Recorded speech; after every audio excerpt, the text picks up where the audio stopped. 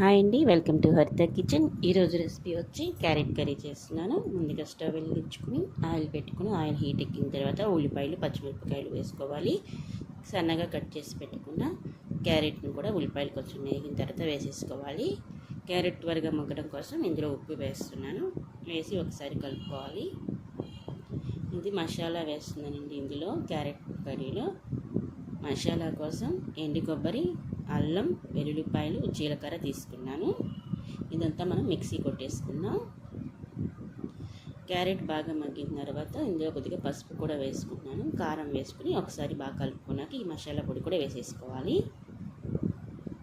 కొంచెం కరివేపాకు వేసి 2 నిమిషాలు ఉంచుకొని స్టవ్ ఆఫ్ చేసుకుంటే మన క్యారెట్ కర్రీ అయితే రెడీ అయిపోయిందండి. Thank you so much for watching. నా వీడియో కనుక నచ్చినట్టయితే వీడియోకి లైక్ చేయండి, ఛానల్ సబ్స్క్రైబ్ చేసుకోండి. Thank you so much for watching.